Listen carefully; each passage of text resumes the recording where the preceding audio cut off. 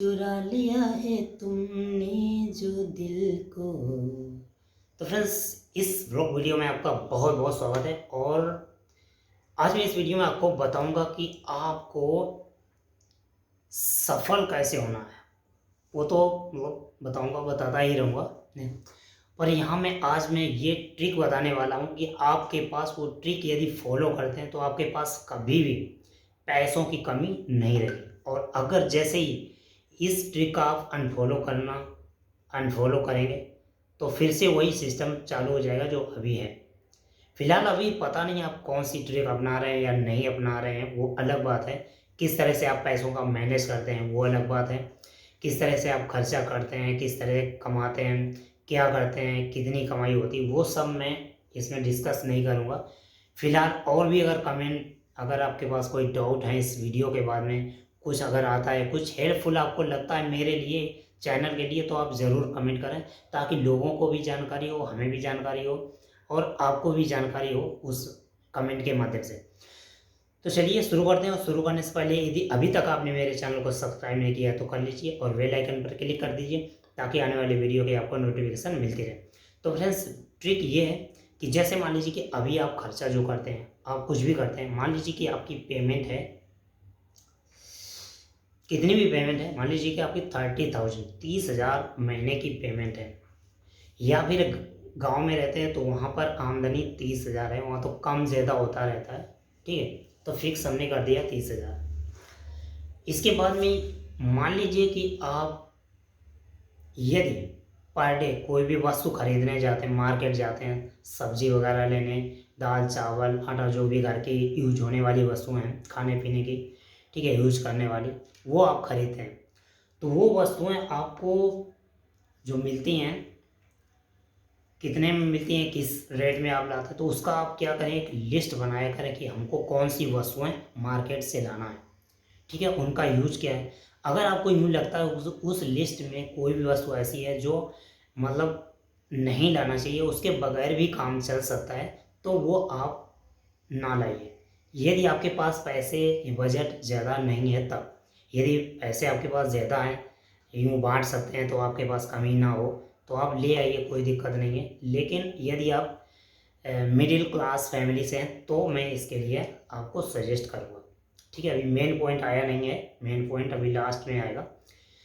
तो per day आप चूँकि वस्तुएं ले आते हैं, या फिर आपको टाइम नहीं मिलता है, संडे संडे को ले आते हैं, या फिर हफ्ते में एक बार, दो बार, तीन बार ले आते हैं, या पर डे जाते हैं, तो उसके हिसाब से आप सेट कीजिए कि आपको मंथली पेमेंट मिलती है या पर डे मिलती है, उसके हिसाब से आप सेट कीजिए। मान लीजिए कि आपको मंथली पेमेंट मिलती है महीने के लास्ट में 30,000, या फिर पर डे के हिसाब से मिलती है, वो मिलाकर होती है 30,000, पर डे के हिसाब से 1,000, ठीक है। तो आप जो वस्तु लाए हैं पर डे, तो उसका जो बजट बैठ रहा है, 1,000 भी हो सकता है, 1200 हो सकता है, 1,500 हो सकता है, 2,000 हो सकता है। तो आप मान लीजिए 5 दिन बाद आप उसका कैलकुलेट कीजिए, या फिर पर डे आप उसको ज़रूर नोट करके रखिए कि आज आप कितने रुपए का आपने खर्चा किया और इसके बाद में आया कितना है। तो जब इसकी कैलकुलेशन होगी, मान लीजिए कि आपने खर्चा तो कर दिया 1,200 रुपये, और आपने जो कमाया है, वो अर्निंग की है, वो 1,200 रुपये नहीं की है, वो 1,000 की है। तो आपने जो खर्चा किया है वो 200 रुपये ज़्यादा कर दिया है, ठीक है। यही 200 रुपये जब आप लास्ट महीने में देखने जाएंगे 200 रुपये के हिसाब से, तो महीने में के लास्ट में तो काफ़ी ज़्यादा हो जाता है, 6,000 रुपये आपका एक्स्ट्रा मतलब खर्चा हो जाता है, जो कि आपको कहीं ना कहीं से लोन लेना पड़ेगा, उधार लेना पड़ेगा, या फिर कुछ शेयर करना पड़ेगा यदि आपने बचा के पहले से रखा हुआ है तब। नहीं तो आपके पास ऐसी पोजीशन नहीं होगी, ठीक है।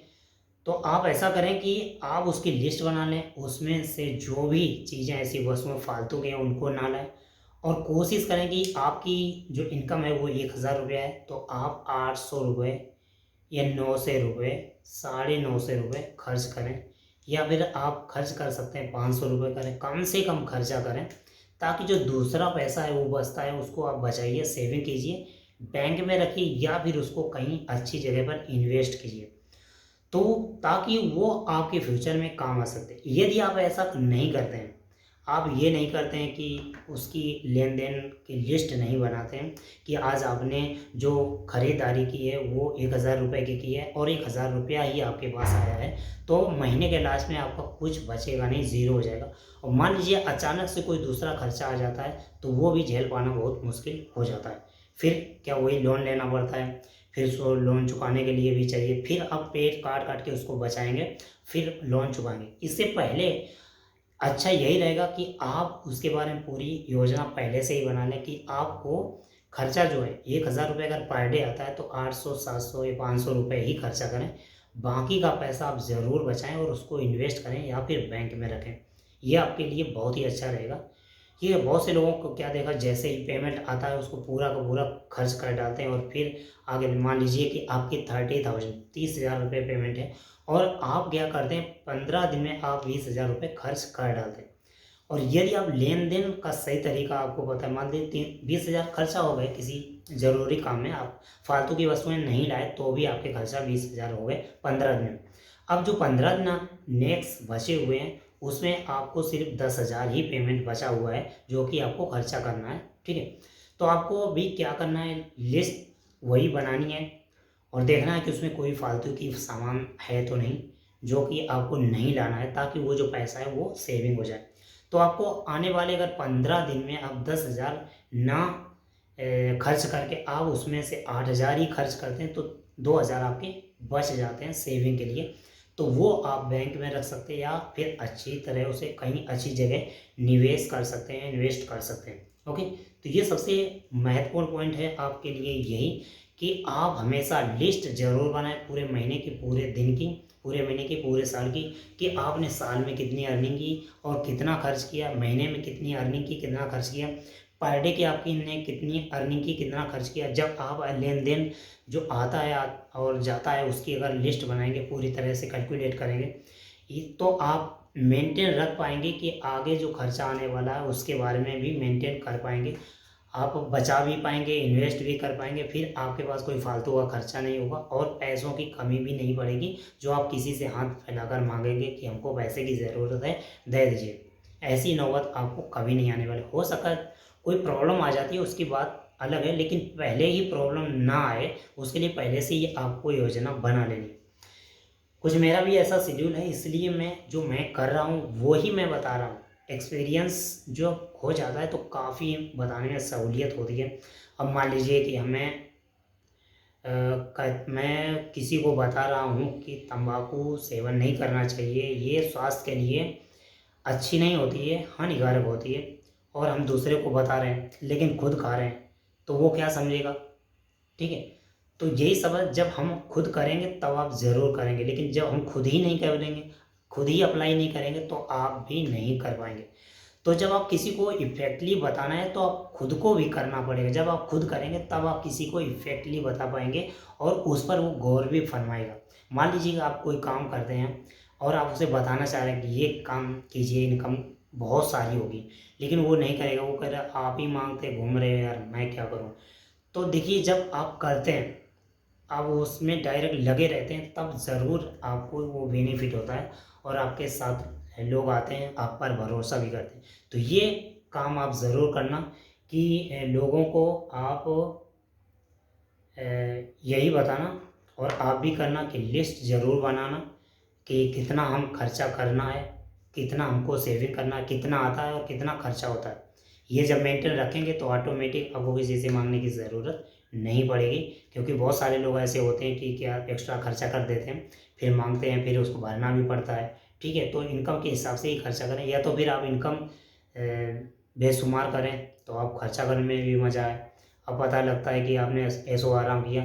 देखिए, जब शुरुआत की आधी ज़िंदगी शुरुआत की जब आपकी ऊपर नीचे अप और डाउन में गुजरती है, बहुत सारी मुसीबतें आती हैं, तो आपकी जो बाद की आधी ज़िंदगी है वो बहुत ही ऐशो आराम में गुजरती है। और जिन लोगों की आधी ज़िंदगी ऐशो और आराम में गुजर जाती है, गुजारते हैं, उनको आधी ज़िंदगी में बहुत सारी तकलीफ़ें आती हैं। क्योंकि फ्रेंड्स, जो आधी ज़िंदगी जो पहले की है उसमें जो ऐशो आराम करते हैं, तो उन लोगों को पता नहीं होता कि हमें पैसों की बचत करनी चाहिए। ऐशो आराम जो हम कर रहे हैं आगे क्या होगा क्या नहीं होगा, कोई हमें पैसे देगा कि नहीं देगा, अगर वो हम सारा कैलकुलेट नहीं करते हैं तो आगे प्रॉब्लम हो ही जाती है। ठीक है, आप भरोसा किए बैठे हैं अपने बाप के ऊपर डिपेंड है, या किसी उधर अपने पेरेंट पर है, या किसी बड़े भाई या किसी पर डिपेंड है, और या फिर अपने भाई पर, या पुरुष हैं और महिला हैं, तो इसी तरह से तो आधी ज़िंदगी आपने ऐशो आराम में गुजारी है और बाद की आधी ज़िंदगी आपकी बहुत कष्टमयी हो जाएगी। इसीलिए आप पहले से ही उसकी व्यवस्था बनाए रखें।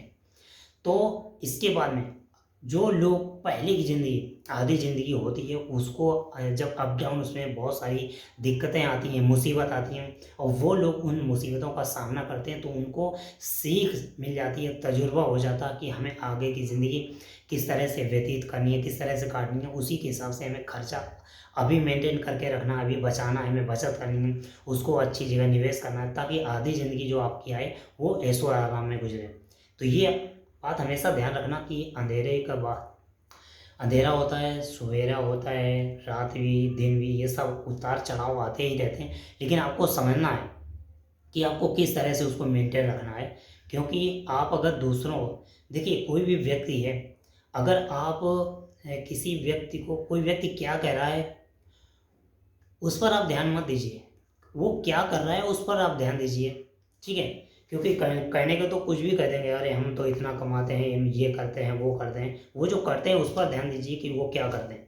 ठीक है, कहने में और करने में बहुत अंतर होता है। ओके, तो नेक्स्ट वीडियो में मैं आपको लेकर आऊँगा कि आप यूट्यूबर अच्छे एक यूट्यूबर कैसे बन सकते हैं, और इसके लिंक इसके डिस्क्रिप्शन में एक और लिंक मिलेगा मेरे दूसरे यूट्यूब चैनल का, तो उससे सब्सक्राइब करना बिल्कुल ना भूलें।